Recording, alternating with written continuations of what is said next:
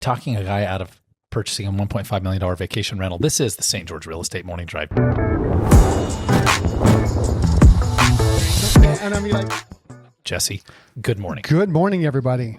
Are we having fun yet? Oh, so much. I've been having fun all morning. Just as these guys.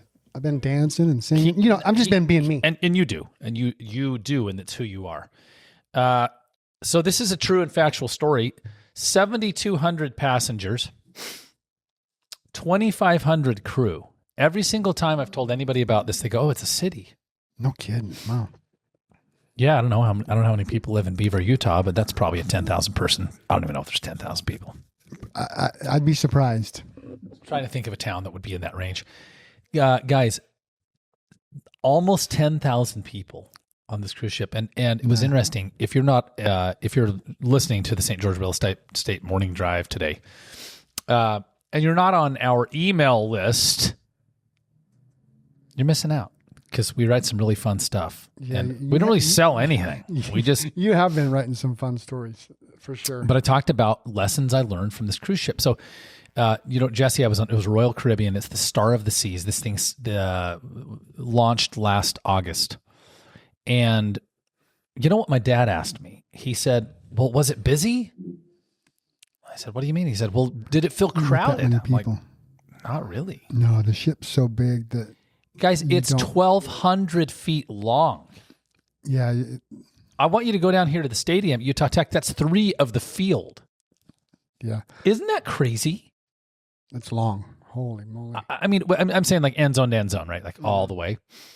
So it was really fascinating. And we had this real estate conversation about process.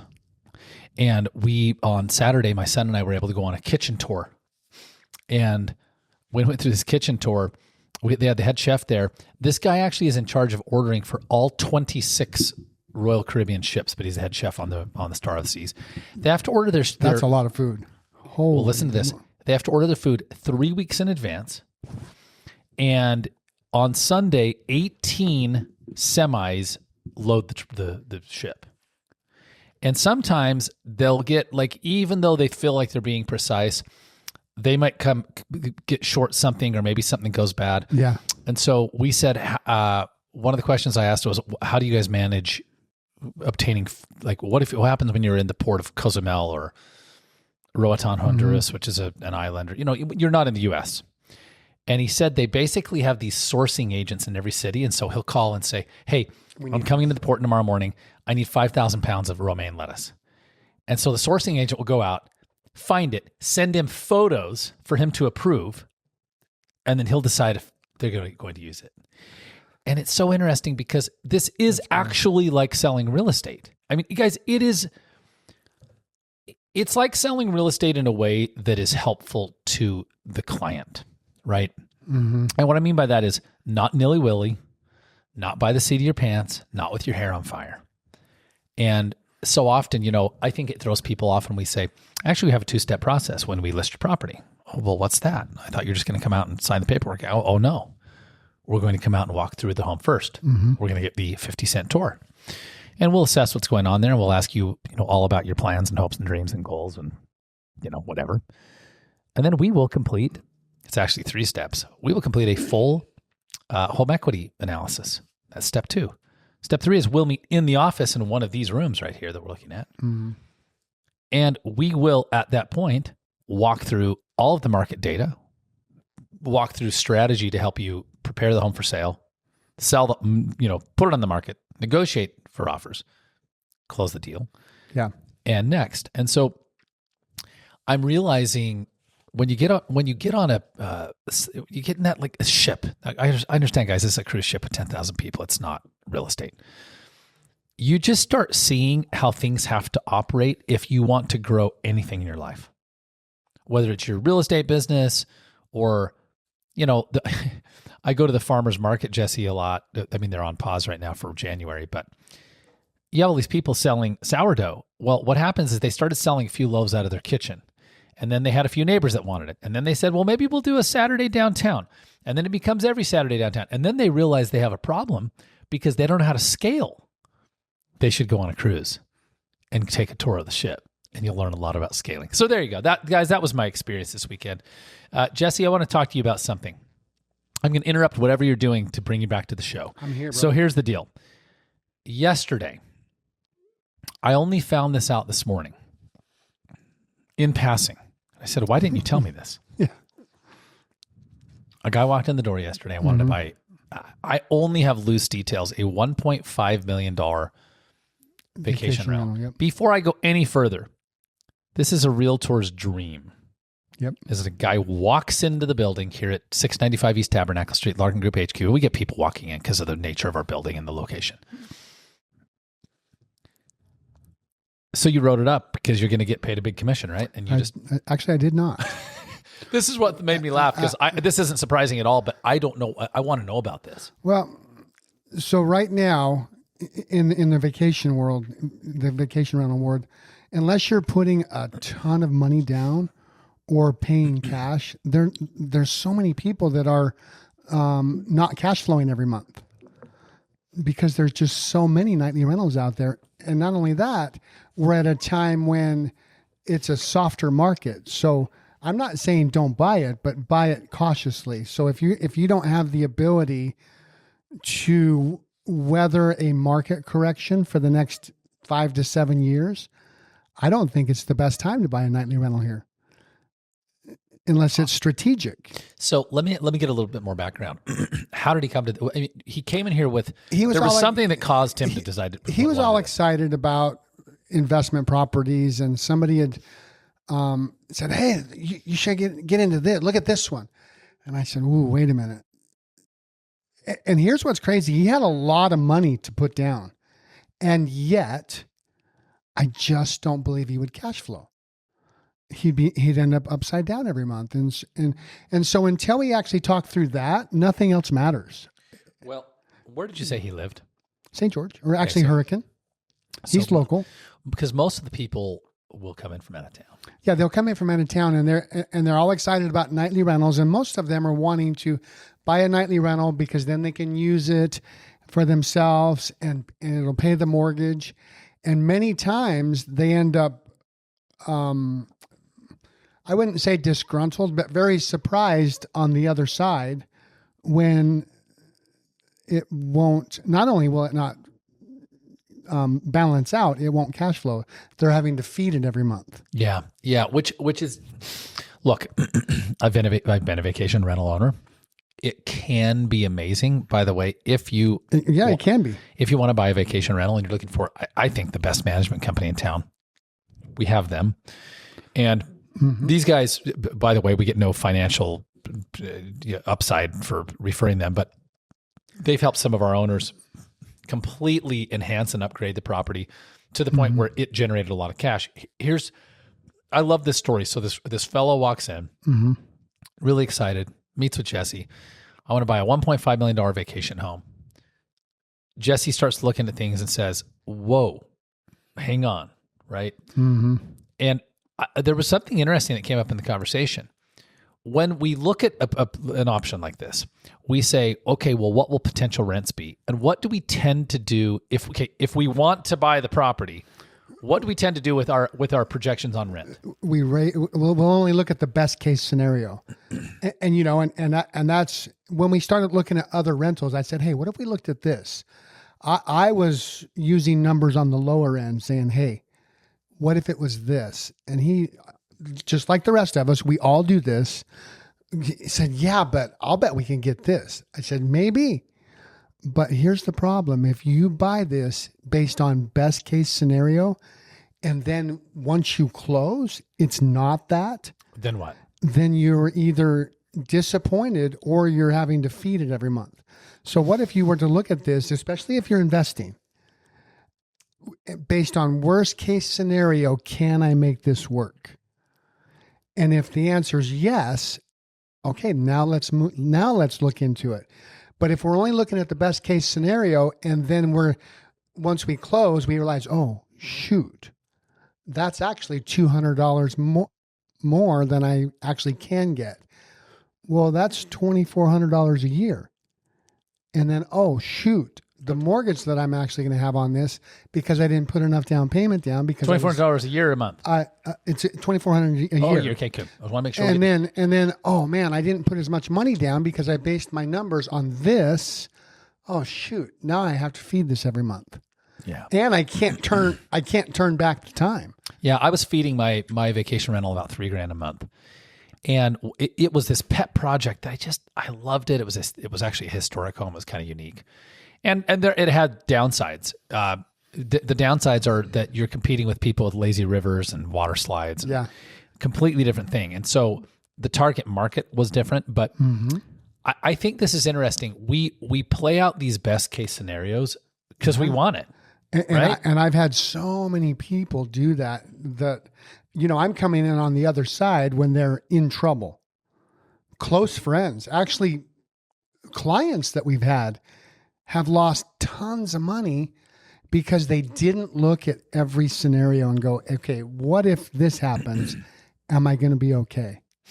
Yeah. So can I pull this off? So there's a scenario that we're seeing right now, and that I want to speak to, which is virtually every single person who virtually, let me back up.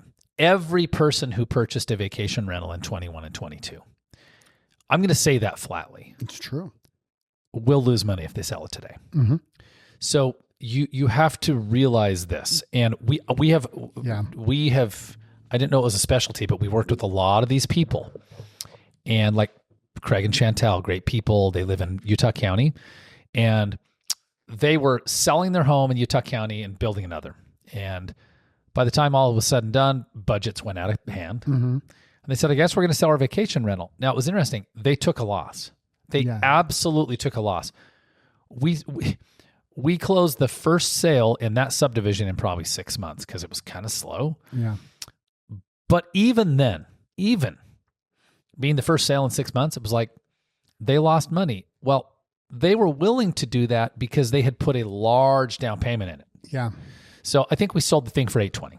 Yeah. Well, they paid out fees, title, and real estate commissions and all the stuff. Well, they only had like a $400,000 or $500,000 mortgage balance on the home. So even though they lost money, it made sense for them to extract the cash, right? Because they wanted to use it. They had a elsewhere. larger use for it up north. So I think one of the things that you have to look at, and this is what happened to me. I actually didn't. What was funny for me is I didn't lose money on the sale. I was losing money every month. Yeah. So if you're looking at a vacation rental, because there are actually two groups that we're talking to today: potential buyers and current owners. Of short-term rentals. How do homeowners make this same mistake? When they go to put their home on the market, they only look at the best case scenario. Like, hey, right? Or they only listen to, let's say, the realtor that tells them the highest price. And then they get emotionally attached to that price, not realizing that, hey, the buyer's actually going to be the one that's buying this. What do they think? Yeah. Right. And instead of really truly detaching emotionally from that price and honestly looking at the market, if I were a buyer, what would I think? Mm-hmm. Because we all have that evil twin. One's called a buyer brain and one called a seller brain. And it can show up within 60 seconds of each other. You don't think that's true? Talk about selling your house, and then in the next second, talk about buying a house and see how that's completely flipped. Buy and sell a vehicle, it's the same thing. You want a deal on the purchase and you want top dollar on the sale. And so this is just a fact. That's what we all do. So the sellers set themselves up by being too optimistic with their price. Mm-hmm. And then buyers are like scratching their head going, wow, how do I make sense of that? Well, let's talk about this. I met with a seller 2 days ago and they said, well, won't people just make an offer? No. Maybe 10% of the time that'll happen, but mostly they're price sensitive. Most of the time what you hear a buyer say is, well, let's watch that and see if they're ever going to get serious. Yeah. Because yes. So if you're a short-term rental owner, okay, you're doing the VRBO Airbnb thing, and you're on the edge about selling. The next thing I say isn't that you should or shouldn't. You have to look at a couple of things.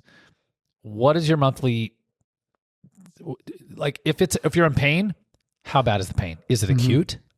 Do you want to stay in acute pain forever? Do you want to keep losing $3,000 a month? That's 36 a year. Here's the worst part. Now it's like, well, Jeremy, how are you even doing that? Well, I was trying to offset it with other business stuff.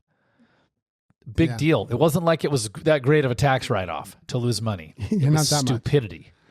So, right? Is this? And you fell into that same thing. It was a historic downtown home. You love those. Yep. Oh my gosh, it's going to be so great. Yep. The market was on fire. So we're all human. We all fall into this trap. Every one of us, no matter how much experience we have, no matter what, we all fall into the trap. I'm the most positive guy you'll ever meet. Like I live my life best case scenario, except for in real estate, because I've seen too many people shoot themselves in the foot by making a bad decision based on best case scenario. Yeah. Too many. Yeah. So look, if you're in pain or not happy with the returns on your short-term rental, then you have to ask yourself a question, which is, do I want to hold on to this for the next 5 to 7 years? Jeremy, what are you talking about? They're going to drop rates and then... See, that in and of itself is more of that hopeful, rose-colored glasses. It's like, you're doing it again. Maybe they will. Okay, I'm going to give you a scenario. This property that we were looking at, the seller was actually offering a seller finance deal at 5% for 10 years. Even at 5%, with the values we're at right now, it would not cash flow. Yeah. So even if they drop rates to, let's say 5.5%, most of your nightly rentals still will have a struggle cash flowing. Yeah. Because the prices are so high. You can't have prices go up by double and have it work. Yeah. So look at the pain threshold. Is this acute pain? Like, we're losing $1,000 a month or $500 a month, or we're losing $3,000 or $4,000 a month. Or think about this. What's the other option with your money? For instance, and guys, I'm a realtor. I'm like, maybe you shouldn't own the home. Maybe you just go and put it in an index fund that safely returns 10% until you die and you never think about it again. You have to make these decisions. So do you want to know what we're actually looking at? Yeah. This is exactly. What we turn to is actually some single family homes in the 400 range. He can put probably 30-40% down, and we'll probably end up putting half down, and it will actually cash flow. Then he'll be having it cash flow. He'll get the tax write-offs, the depreciation, and it will make sense. Yeah. That is fascinating, dude. 4 properties. And this is the other thing. So you think, buy them all. No, we were going to buy 3. And I said, no. Let's hold off. Let's start with 1 and see what we think. Mm-hmm. Let's make sure that our theory's correct. Let's make sure that you actually like this. Yeah. Right. And so, well, okay, let's talk. I guess what we're saying is slow down and really think all of the options through. I've got a client right now. Well, I had a former client because he decided not to sell.